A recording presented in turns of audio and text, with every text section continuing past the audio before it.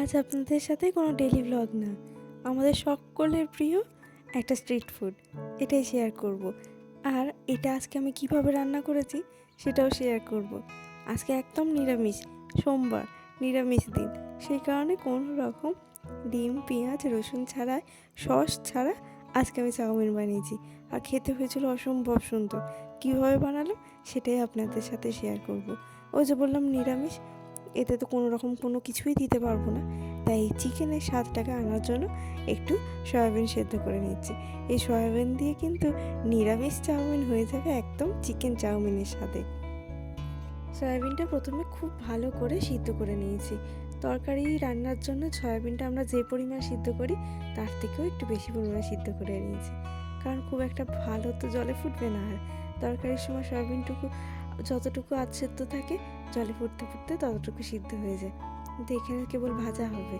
আর এই যে জলে দিয়ে দিয়েছি লবণ, সামান্য একটু হলুদ আর একটু সাদা তেল, আর তারপর চাউমিনটা দিয়ে বেশ ভালো করে সিদ্ধ করে নেব। একদম গলা গলাও সিদ্ধ হবে না, আবার একদম দাঁতে লেগে থাকার মতনও সিদ্ধ হবে না। মায়েরা ঠিক টিফিনে যেমনটা চাউমিনটা বানিয়ে দিতে, হলুদ চাউমিন ডিম দিয়ে বাদাম ভাজা দিয়ে, সেই রকম বানাবো, শুধু আজকে ডিমটা থাকবে না। আর এই চাউমিনটা যখন সিদ্ধ করতে দেবেন, জলটা যেন আগের থেকেই ফুটে যায়, ফুটন্ত জলে তবে চাউমিনটা দিতে হবে। আর তারপরে একদম হাই ফ্লেমেই কিন্তু ফোটাতে হবে। মাঝে মাঝে দেখবেন ভাতের ফ্যান পড়ার মতন ফ্যানে উঠবে, তখন একটু আঁচটা কমিয়ে দেবে। ধিমে আঁচে যখন এই চাউমিনটা সিদ্ধ করা হবে, সেটা ভ্যাদ ভ্যাদে হয়ে যাবে।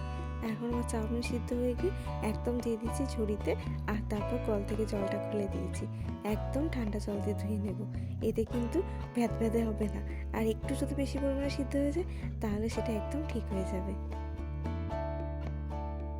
অনেক রকমের সবজি কেটে নিয়েছি, তার সাথে নিয়েছি কাঁচা লঙ্কা, ধনেপাতা, সয়াবিন, আর সবজির মধ্যে আছে গাজর, ফুলকপি, আলু, ব্যাস এইটুকুই আছে।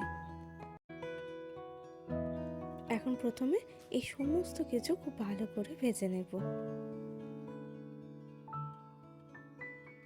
চাউমিনটা স্ট্রিট ফুড হলেও এইভাবে আবার বাড়িতে বানিয়ে দেখবেন, হেলদিও হবে।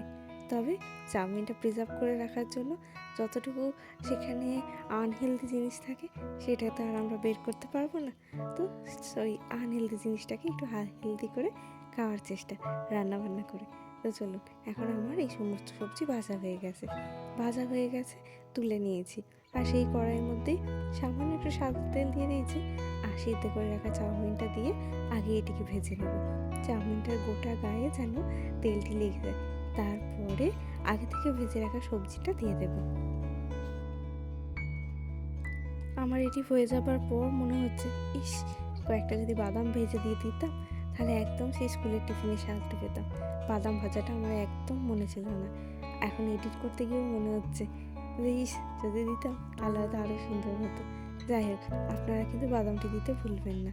এখন খুব ভালো করে মিক্সড করে নেব। তবে আজকে এই চাউমিনে কিন্তু আমি প্যাকেটে যে চাউমিন মশলা পাওয়া যায় সেটাও কিন্তু ইউজ করিনি।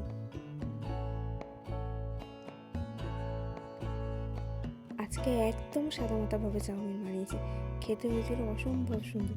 আর জানেন, আজকে কোনো চামচ দিই না, আজকে হাত দিয়ে কিন্তু চাউমিনটা খেয়েছি, এতে আরও ভালো লাগছিল।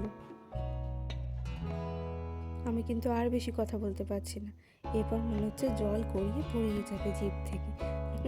তো চলো, আজকে ব্লগটা এখানে শেষ করলাম। কেমন লাগলো রান্নাটা?